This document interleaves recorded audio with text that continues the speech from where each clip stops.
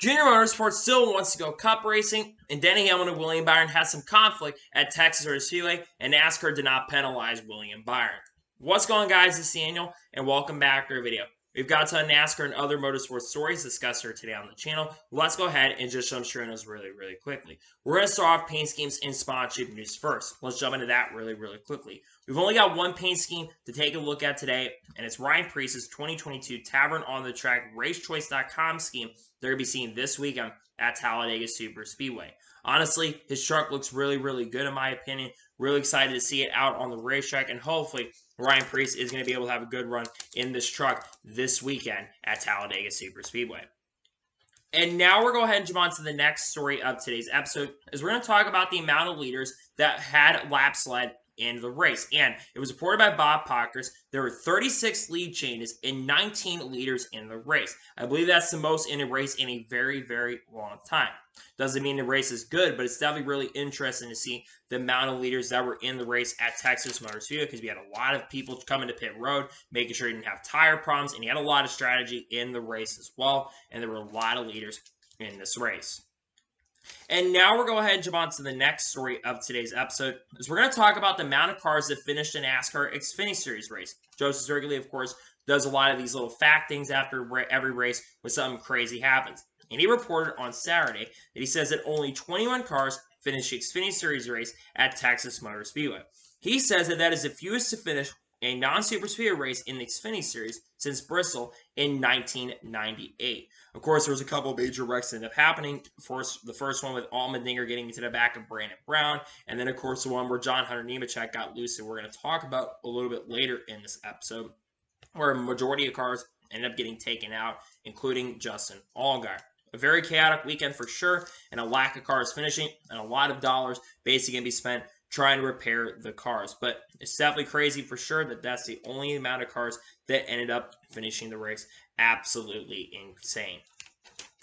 And now we're going to go ahead and jump on to the next story of today's episode, as we're going to talk about DJ Vanderray. As for those of you who do not know the story about DJ Vanderray was involved in a very scary accident in a micro race at Texas Motor Speedway on Thursday. DJ Vanderlei, of course, who is an engineer for Suros Racing's NASCAR Xfinity Series team. I'm sending my thoughts and prayers to him after a very scary and a very crazy incident where he just said it was a really bad incident. My prayers and condolences go out to DJ Vanderlei. This past weekend, of course, a lot of drivers honor DJ Vanderlei as he continues to recover from his injuries. My prayers and condolences do go out to DJ Vanderlei, and hopefully he'll be back in the racetrack really soon. Get well, sir. Hopefully you're feeling better in the near future. And now we're going to go ahead and jump on to the next story of today's episode, as we're talking about Noah Gragson. As Noah Gragson made history on Saturday night's NASCAR Xfinity Series race, as Noah Gragson won the race at Texas Motor Speedway. He ended up going for 4 straight wins. This is only the second time in NASCAR Xfinity Series history for that to happen, and only the second time because Sam Hart is the only driver to go 4 in a row, and that happened back in 1983. Noah Gragson right now definitely is on a roll, and he's considered Mr. September because every single race in those 4 straight victories have all been in September. Noah Gragson is definitely on a roll right now. I think he's definitely the favorite to win the NASCAR Xfinity Series championship right now, and I think that at this moment, I think there's a really good chance that Noah Gragson could win the Xfinity Series championship. And guess where the championship takes place? Phoenix. Noah Gragson won at Phoenix earlier this year. So you have to right now, I think, put Noah Gragson as a favorite. Unless he has a complete collapse in the final 6 races of the season, I think Noah Gragson definitely is going to be the favorite to win the championship. And I think Gragson's got a really good chance to win the Xfinity Series championship. And now we're going to go ahead and jump on to the next story of today's episode, as we're talking about Christian Rasmussen. As it was revealed on Friday, that Christian Rasmussen is going to be joining Era Motorsports at Petit Le Mans this upcoming weekend. Of course, will be the final race, I think, in the IMSA calendar at Petit Le Mans. And Christian Rasmussen, who, of course, I believe won the Indy Lights Championship, or almost won the Indy Lights Championship, he will be racing for Era Motorsports. I think he's got a really good shot to get it done. Era tends to be up front. I think they're LMP2 or LMP3, if I'm not mistaken. I think Rasmussen's got a really good chance and a really good shot to go out there and win this race. I expect him to be very competitive. I think he'll have a really good chance to get it done, and I think that he will have a good chance to win with the team. But We're definitely going to have to wait and see what happens for sure. But hopefully Rasmussen will have a good opportunity to get it done. But I think I think he's going to be a threat to win for sure. But we're going to have to definitely wait and see what happens. And now we're going to go ahead and jump on to the next story of today's episode, as we're talking about Nicholas Latifi. As it was revealed on Friday, that Nicholas Latifi confirmed that he will be leaving Williams after the 2022 season. I'm honestly not shocked or surprised by this, and I'll explain why. Nicholas Latifi, in the few years he's been in Formula One with Williams, has really struggled. In fact, in a 20-point system where 20 drivers potentially could score points, he is 21st in points right now. Nicholas Latifi is the only full-time driver currently in Formula One right now that has not scored a point this season, and has generally been dragging behind his teammate Alex Albon, and has generally been near the back of the pack. Do I think Nicholas Latifi is a great driver? I think he's an okay driver, but I don't think Nicholas Latifi is a good enough driver, in my opinion, to really go out there and get the best out of his equipment. Are the Williams cars fast? No, they're not that fast of cars, but I don't think Latifi is the greatest driver. It's not bad, but I don't think he's the greatest driver in the world, where I think he's going to be able to go out there and perform at the best level. Nicholas Latifi, I don't know what he'll be doing after 2022, where he'll be going with other teams going, but I would think right now there's a good chance that a certain driver named Logan Sargent could be a potential replacement for him next year in that second Williams car. Alex Albin, of course, has a multi-year deal with Williams. He signed that a couple months ago, and all the dramas going on with the contract drama that was happening. Nicholas Latifi, unfortunately, leaving Williams, but again, you got to step up performances, and unfortunately, Latifi did not step up his performance enough to continue driving this car. Wishing Latifi the best of luck wherever he goes, and hopefully Latifi will be able to find a ride for 2023. And now we're going to go ahead and jump on to the next story of today's episode, as we're talking about Colton Herta.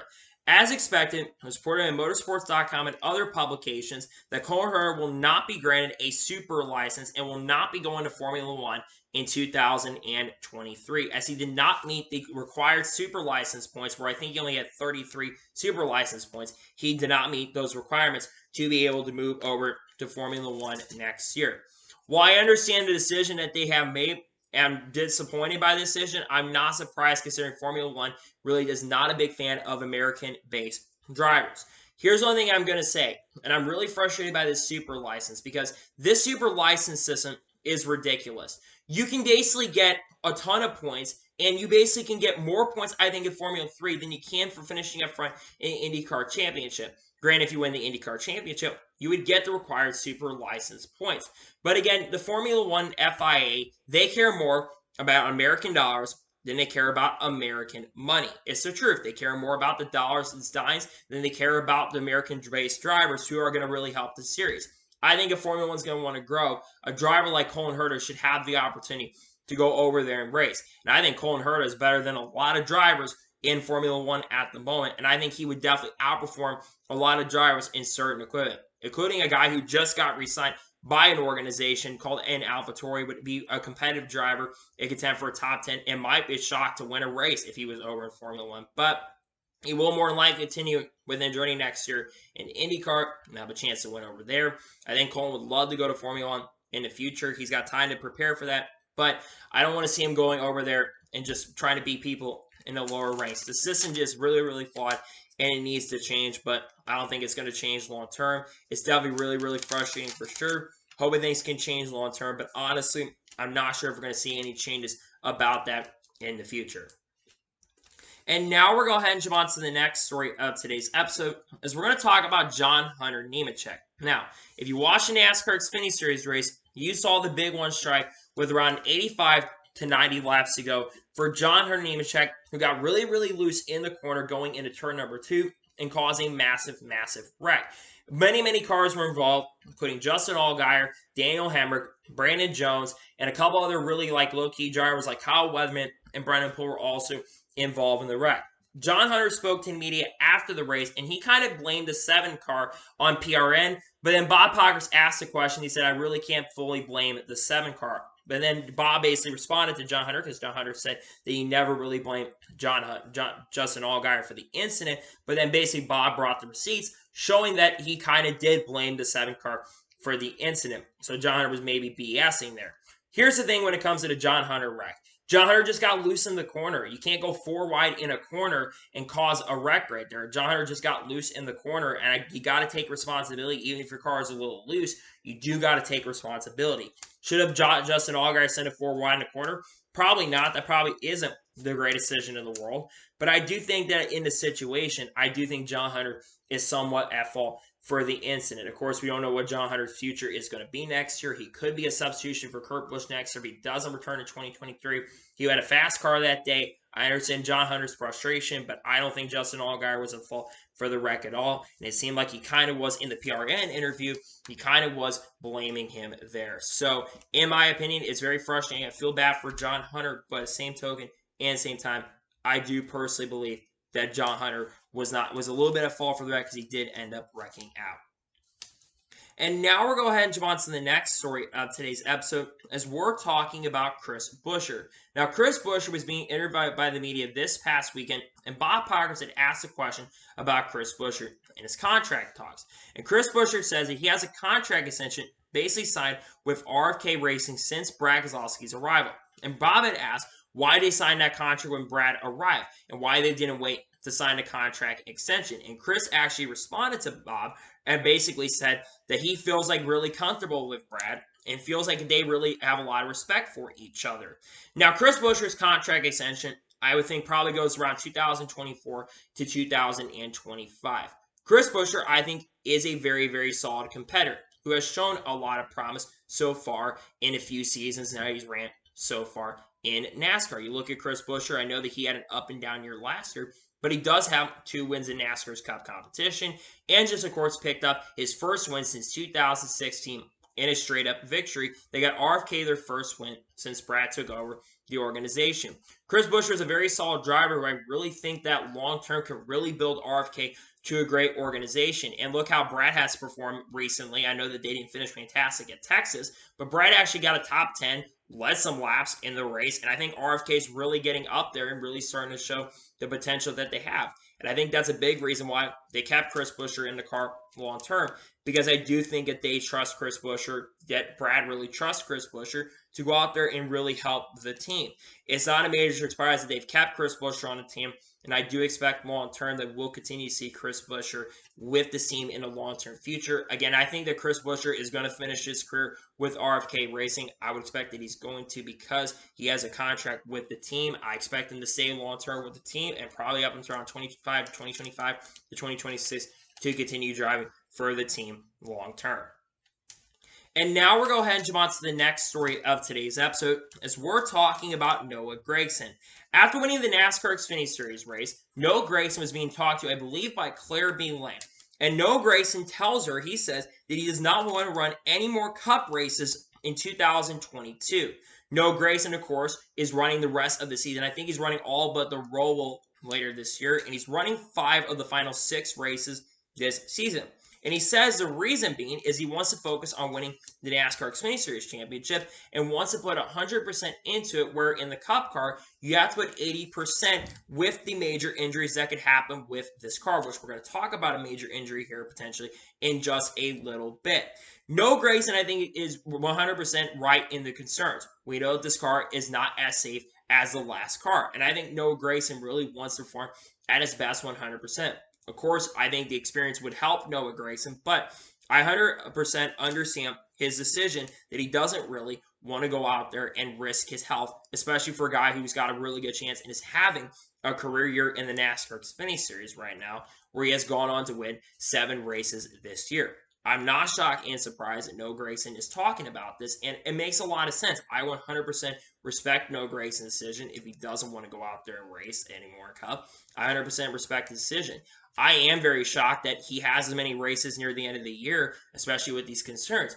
I'm a little surprised they don't have a guy like Daniel Hemrick or even Landon Castle, perhaps, who isn't even in the playoffs. I'm a little shocked that they don't have Landon Castle when he's not racing for Spire. I'm shocked that they don't have Landon Castle in this car. I think that they should have had Landon Castle get a few starts with the team, considering he is part of Kaulig's Xfinity Series program and does have a little bit of that Voyager sponsorship. I'm very surprised, and I understand Noah's frustration, and personally, I do agree with Noah in the sense that they should, in my opinion, they should probably go ahead and give him a little bit more less starts, but that is just my honest opinion on that. And now we're going to go ahead and jump on to the next story of today's episode, as we're talking about Cody Ware. Now, for many of you that watched the NASCAR Cup Series race yesterday, you saw a very, very, very scary incident on lap 168 of the race. Cody Ware had gotten loose going into turn number 3. There's in-car camera footage that I'm not going to show here, but Cody Ware had a very scary and a really, really vicious crash where he hit the outside wall extremely hard. Cody Ware apparently did not have any brakes because he just shot straight to the left and hit the inside wall, which is very similar to what happened to Casey Kane in 2015 at Pocono. Cody Ware did initially climb from his car, but then basically collapsed to the ground and was carried out in a stretcher. Luckily, he was not sent to the hospital. He was sent to the infield care center. It took a couple hours for NASCAR to basically and someone to say something, but basically, Cody Ware basically did get released from the infield care center. And after that really, really scary incident, which is luckily, he did have some discomfort in his ankles and did have some discomfort. But luckily for Cody Ware, he was basically not had any major injuries. Riley Ben, who I believe is the general manager of Ricker Racing, he actually did say that they are going to evaluate Cody Ware to make sure that Cody Ware is going to be able to race this weekend at Talladega. They say that they're expecting that he will race at Talladega later this upcoming week, but they're not sure at this point. First of all, the next-gen safety needs to be talked about a lot more.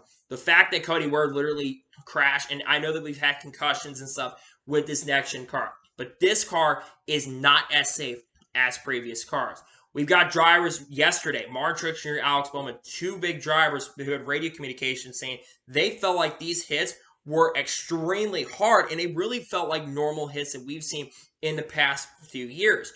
This car we've got to figure out some of these safety problems with this next-gen car and get this figured out now. I don't think we should wait till the end of the season. I think we need to try to figure out some of these issues. Just start figuring out. I know it's not going to be easy. You're going to have to do some design changes, but they need to figure something out with this next-gen car as soon as possible to fix some of these problems, because we cannot have drivers getting seriously injured, and we cannot continue putting these drivers at risk and potentially having safety hazards. Things need to change, and they need to happen as soon as possible to fix these issues. But luckily for Cody Ware, he was able to walk away. Well, not walk away, but was able to get out of the car and able to luckily get out of the infield care center. Thank God, because honestly, that was a very, very scary and a very, very vicious crash. And now we're going to go ahead and jump on to the next story of today's episode, as we're talking about Team Penske. As a no shock and surprise, Team Penske is going to appeal the 4-race suspensions that they received after the incident at Bristol where they had tire issues. This is not a major shock. They're appealing the 4-race suspension. All the crew was ended up being there. They actually had received a 4-race suspension for the lug nuts coming off and the tire coming off, but they have appealed those suspensions. I would expect that they are going to wait, and they're basically appealing it. It probably will be the next week or so that we're going to get an update from that. Personally, we haven't seen a lot of these issues as of recently. We almost had a couple of those at Bristol where we had Kevin Harvick and Denny Hamlin literally get caught having those problems, and Harrison Burton almost this past weekend in Texas had those issues as well. I understand what Team Penske is doing, especially with the playoffs being in such crunch time and Ryan Blaney still being in the playoffs. They probably would not appeal this if Ryan Blaney was out of the playoffs, but because of the fact that he's in the playoffs, there's not a major shock. Now, of course, we would have had Ryan Blaney's crew chief would have been back a couple weeks, but right now, if they do not win the appeal and they do get the suspensions basically held up, I would assume that they will be out until Phoenix, which I think at this point Blaney is going to have to probably win a race. We're going to Talladega, though, which is a track historically really, really good at, but I would expect that appeal is going to get heard this week. I would not be surprised if there are penalties going to be handed later, and I think that they're going to lose the appeal, but I 100% understand them trying to appeal these penalties, and I think it's a good decision to go ahead and try to appeal those penalties, but unfortunately, I think they are going to end up losing the appeals, in my opinion. And now we're going to go ahead and jump on to the next story of today's episode, as we're talking about Goodyear. As after the NASCAR Cup Series race, where a lot of drivers were complaining about tire issues, Goodyear ended up responding and talked about the tire issues. And once again, like I said many, many times, they once again blamed the air pressures and other issues on this. And once again, they talked about air pressures. I don't know how many times they've said it this year and how many times they have to continue saying it, but they have said so many times that the tire pressures and air pressures are a major, major issue. There's only so many times, in my opinion, that you can go out there and blame the tire pressures and the air pressures on the teams in the car and not blame the car itself for the issues. But at the same time, I'm also going to be blaming NASCAR for the lack of how much practice it is on track. I think one of the things that really could fix some of these issues with the tires, I personally believe, is that they need to give these teams more practice time on the racetrack. The fact that they only get 20 minutes of practice, yes, it's in groups, but the fact that they only give 20 minutes of practice time every single week is really, really frustrating and really, really ridiculous, in my honest opinion. These teams should be getting at least an hour of practice. I'm not saying that we need to increase the time to 2 hours or 3 hours. We shouldn't be doing that. But I believe that if you give these teams more practice time, in my opinion, I think you really could fix a lot of these tire issues. I just think it's really frustrating to see because there's been so many tire problems this year so far in 2022, and NASCAR really needs to get stuff adjusted going into next year. I really hope that they can figure out these issues with the tires. Goodyear needs to start taking some accountability, but also NASCAR, in my opinion, is at somewhat of the fault for the situation when it comes to the tire problems. And now we're going to go ahead and jump on to the next story of today's episode, as we're talking about Ronnie Chiller's insight on this next-gen car. And Ronnie Chillers was talking about some of the issues with the next-gen car, and he actually did release really, really good stuff. First thing to talk about was some of the issues with the shock limiters on the back of the car, and also talk about how these tires need to be more durable, and they need to get rid of the shock limiters as well. I 100% agree with Ronnie Chillers, and I think his insight is definitely really, really interesting. I think you should, if you haven't checked it out, I think you definitely should go ahead and check out his insight. But for a guy that's been working in the garage for a long time, I think he understands what this car needs to happen. And he's absolutely right. The shock limiters are a big issue on us. I think that's a big factor because I think it's really limiting some of the things he can do with the rear diffuser. Also, Texas Motor Speedway isn't the best layout. I kind of blame Texas as well, which we'll talk about Texas layout here in just a little bit. But yeah, absolutely, Ronnie Chillers, I think, giving some really good insight right here that there are things that do need to be fixed. How can NASCAR adjust it? Well, I think there's things that they can absolutely do to adjust on some of the issues with the next-gen car, right? There's things that NASCAR is going to have to do to fix it. And hopefully NASCAR is looking at some of these issues that people are definitely complaining about for sure. And hopefully NASCAR is working on some ways to fix these issues going forward, because they're going to have to fix these problems with this next-gen car. And now we're going to go ahead and jump on to the next story of today's episode, as we're talking about Shane Van Gisbergen. Now, it was reported after the NASCAR Cup Series race last night that, according to Motorsports.com, that Shane Van Gisbergen is in conversations with Trackhouse Racing to make a one-off start in NASCAR in 2023, most notably with the Project 91 car. For those of you who do not know who Shane Van Gisbergen is, Shane Van Gisbergen is currently racing in the Repco Supercar Series and has been extremely successful over there and has won a lot of races. Has really taken control after Scott McLaughlin left a year ago to go over to IndyCar. Shane Van Gisbergen has been doing an incredible job over there, and his name has been definitely brought up in conversations as a potential candidate to get behind the wheel and race in the series, because the guy is genuinely really, really good. That's the thing about Shane Van Gisbergen.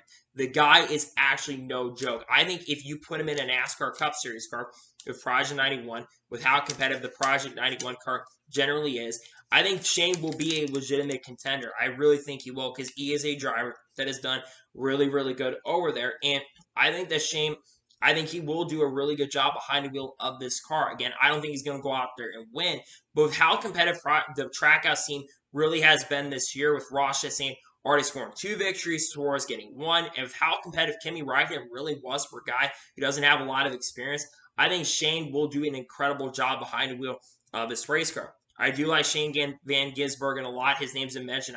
When I did the video on Project 91, he was a driver I think I put a little bit lower on the list, but I would have definitely put him up there for sure, a little bit higher on the list. Because remember, of course, we're going to see the Trackhouse Project 91 car in around 6 to 8 races. I think at this point, personally, they need to enter more than that many races that they're going to enter, and hopefully they do enter a majority of races next year instead of it, because there's a lot of drivers that have shown interest and really want to get behind the wheel of this car. Hopefully Shane Van Gisbergen does have the opportunity to get behind the wheel of this car, because I think he deserves the opportunity, and it'll definitely be really cool to see if Shane Van Gisbergen does get the true opportunity that he deserves. Hopefully Shane will get an opportunity to race in the Project 91 car in 2023. I don't know what race will be. It will most likely be a road course. Maybe he gets an opportunity to run the Daytona 500. Who really knows? But I really hope he does get the opportunity to race.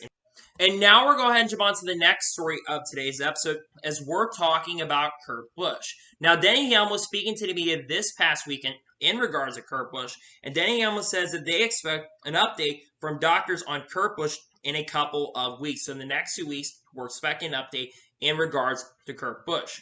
Kurt Busch has been sitting out for the past 4 or 5 weeks, really for the last 7 or 8 weeks, due to a really bad wreck that he suffered at Pocono. It really didn't even look like a bad wreck at all. But Kurt Busch has been sitting out.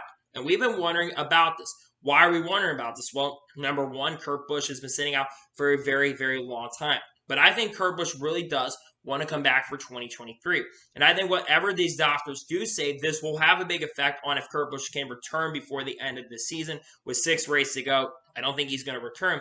But I do think that this will be a major indicator if he is going to return to 23XI racing in 2023 or not. You look at Kurt Busch and all the success that he's had so far in NASCAR throughout his career. And I think Kurt really does want to come back. Kurt has publicly said that he really wants to come back. And Denny Hamlin has also said in the past week or so that 45 is Kurt Busch's car. Yes, Bubba Wallace has been driving the 45, but he will get back behind the wheel of the 23 in 2023. But, of course, Bubba being the driver who's competing for the Owners' Points Championship, it's not a major shock or surprise that he's going to be behind that wheel for the rest of the season.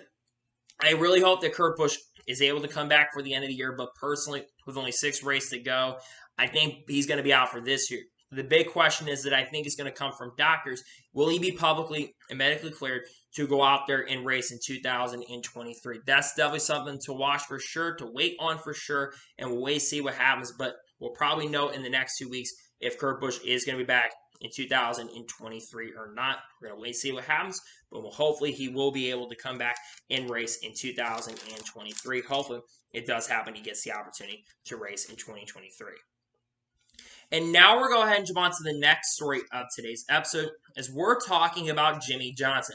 It was just announced a few minutes ago that Jimmie Johnson, and basically reported by Associated Press's Jennifer Fryer, that Jimmie Johnson is going to retire from full-time racing and will not return to full-time IndyCar competition in 2023.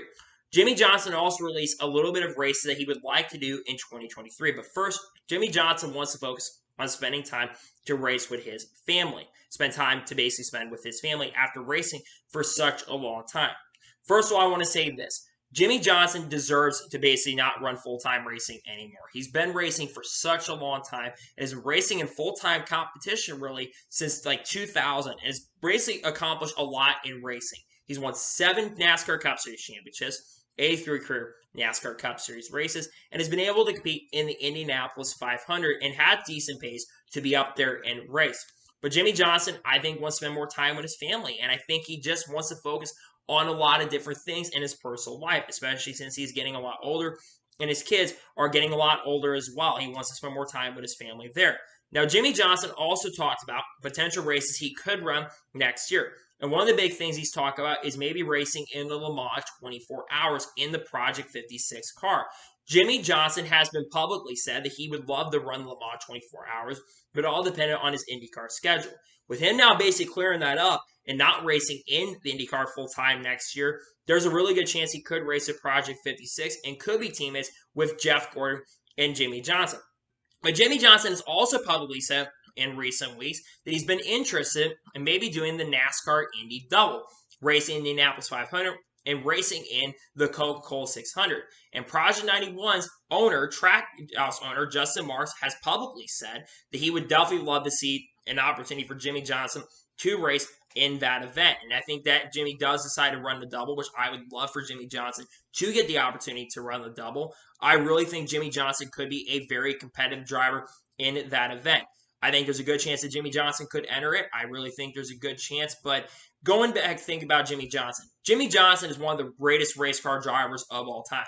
Everything he's been able to do in racing has been absolutely incredible. If this is it for Jimmie Johnson in racing, he deserves to retire. He absolutely deserves it. And everything he's done for the sport and everything he's accomplished in racing in these last few years is just amazing to see. And Jimmy, congratulations on an incredible career. I hope you get to continue racing next year, at least on a part-time basis. And hope you do run in NASCAR and make a return, whether that is running the double, whether that's running the Chicago Street Course, whatever it is for Jimmy. I really do hope that Jimmy Johnson does get the opportunity to continue racing next year. He's a really good driver, and congratulations, though, on an incredible career regardless, and thank you for everything you've done and accomplished in racing.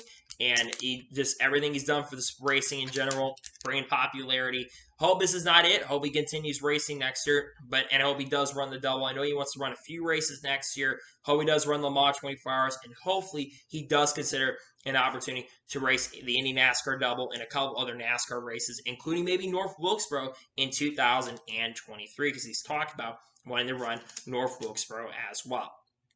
And now we're going to jump on to the next major story of today's episode, as we're talking about Texas Motor Speedway. A few weeks ago, we talked about the potential of Texas Motor Speedway potentially reconfiguring in the near distance future. And a lot of drivers were talking about this past weekend at Texas Motor Speedway. Kyle Larson was among those drivers who voiced their concerns about the track. And Kyle Larson says, I would like to demolish this place first and then start over from scratch. He says, I don't know what they have in mind, but anything is going to be better than this. Many drivers said in the media center, they said that they feel like if they're going to eventually turn this track into super speedway, and drivers do not want another Atlanta type of track where they turn it into another super speedway. Let me first talk about Kyle Larson's comments. I 100% agree with Kyle Larson on the fact that things do need to change at Texas Motor Speedway when it comes to the product on track.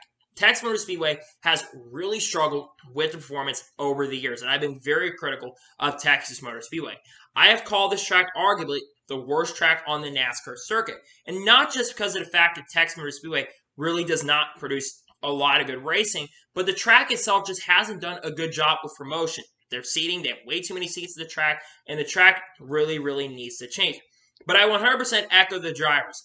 Don't turn this track into another super speedway-like race. We don't need another Atlanta. We just cannot continue because we mess up these tracks. We cannot continue to turn tracks into super speedways. Here's the thing, though. I don't see them turning it really into super speedway, and here is why.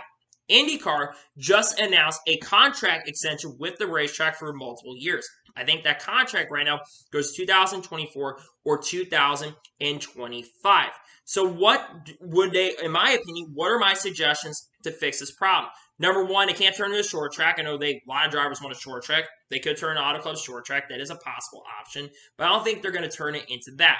So my suggestion is go back to the old configuration that they had before 2017. While the racing wasn't always the greatest at the track, I think the racing actually would perform way, way better with the old configuration, the one before 2017. I think the racing actually would be a lot better. We would get more side-by-side racing, and you wouldn't have some of the issues with the tires, I think, and you would have some of these problems solved with this racetrack. Make it very similar to what it used to be. Make it a cookie-cutter mile-and-a-half track again. Or you could turn it into like Homestead, where you have all even corners in the turns and even down the straightaways. Progressive banking, that could fix the problem.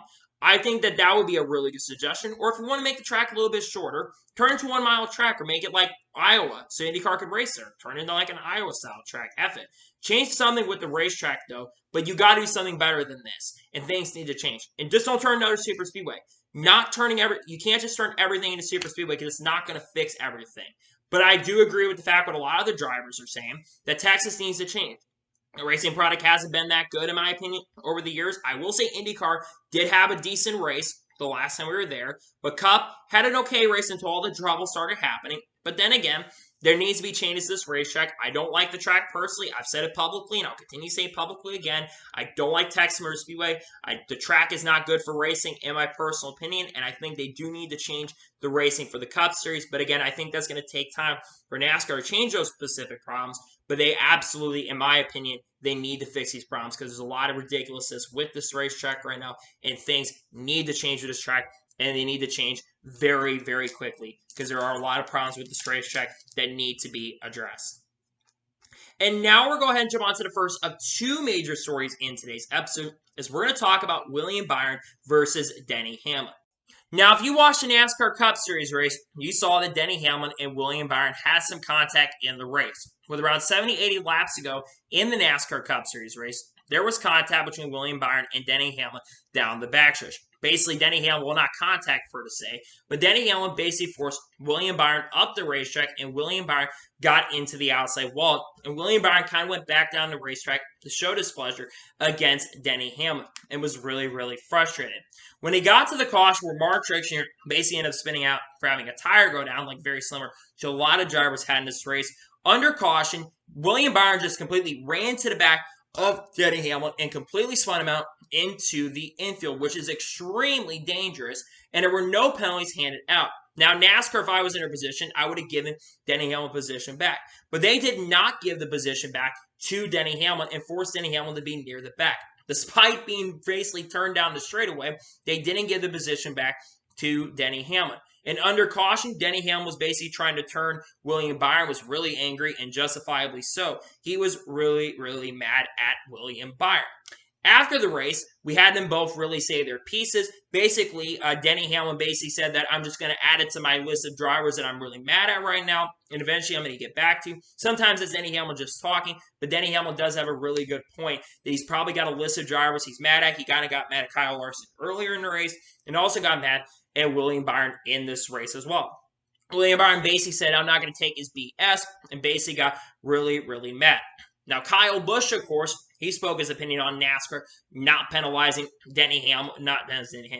penalizing William Byron for the incident, that they didn't penalize William Byron because Kyle Busch, he got a penalty for turning somebody under yellow, but they didn't penalize William Byron for the incident, which I was very shocked that they did not penalize him. Scott Miller, after the race in the incident in regards to Denny Hamlin and William Byron, he basically went on to say that they didn't end up seeing the wreck, which I call complete BS because you have spotters around the racetrack that see it. You got an in-car camera that's on the NASCAR website that can completely see it. That is a complete BS call.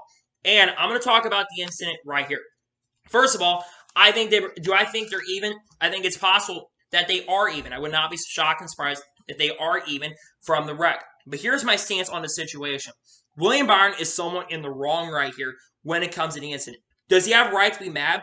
Absolutely. I think William Byron has every right to be upset and really, really frustrated. Here's my problem, though, with what William Byron did under caution. You can't just go to the back bumper of somebody and just dump him under caution at the pace you're going. We already know that this car has an issue when it comes to hitting somebody in the rear, and they can get really hurt from even the smallest taps in the wall, and even from the back bumper, you can get into the back of somebody and really hurt somebody. So I just don't understand what William Byron was doing right there. And of course, he's not going to really admit responsibility in his post-race interview. He says that he intentionally tried to wreck Denny Hamlin, which I call BS on that, because William Byron absolutely was intentionally trying to wreck Denny Hamlin. And Denny Hamlin has the right to be frustrated that he was turned under yellow and not given his position back.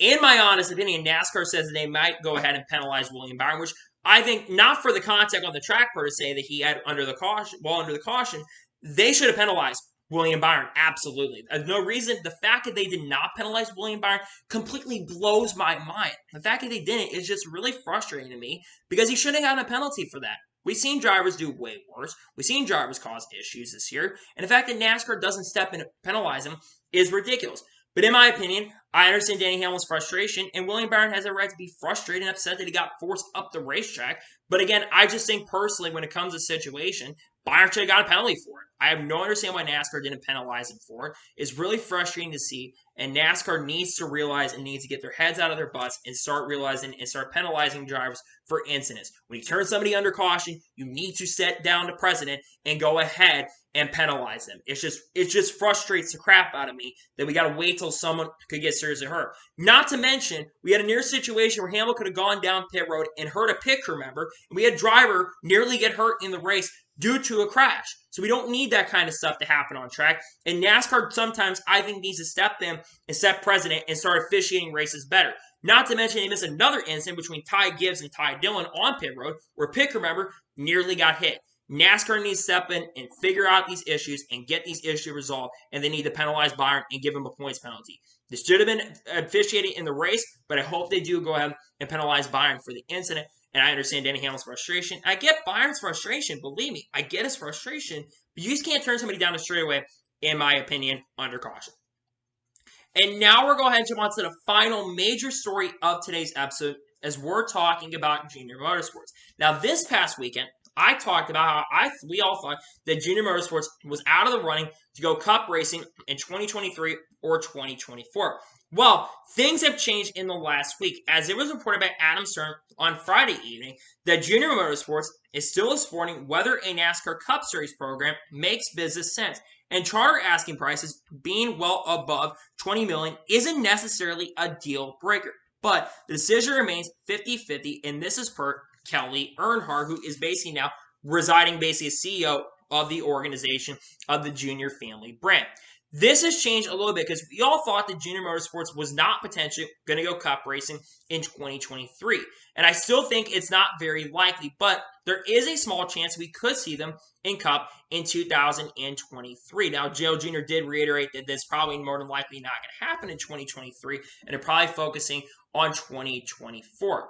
And it's very interesting that the charter isn't the thing holding up, because what I really thought was I thought maybe that the charter, if the asking price for the charter was going to be the big issue, because the charter being $20 million, I thought was going to be the problem. But you have to understand that these teams are really holding on to these charters, and there's probably not going to be a lot of charters available going into next year. The lack of charters, I don't think there's a lot of charters right now that are currently available at this particular moment. So I think that's one of the big things that's probably kind of holding a lot of this stuff up for the team to go forward. But I think that there is a better opportunity and a better chance for them to join Cup. Junior Motorsports, I personally believe them going to Cup would be absolutely huge for the sport. I think they would be an extremely popular team very, very quickly. Now, I've seen people basically say that Hendrick would have to drop their ownership ranks out of Junior Motorsports, and that would not be very hard for Rick Hendrick to drop out of that. I think Rick Hendrick could easily drop out of the ownership role of being an owner at Junior Motorsports. He would definitely, in my opinion, I think he absolutely would go ahead and drop his ownership role for them to go Cup racing. And I still think that Junior would still have a big association with Hendrick Motorsports, where Dale Jr. basically could own the team and Hendrick could provide the engines, and they would get huge engine technical support. But what's another thing that really could help the team going up? Well, if Junior Motorsports does now, if they decide to go to Cup, they of course will probably have a Hendrick alliance. What driver would be the driver that I would see going to Cup?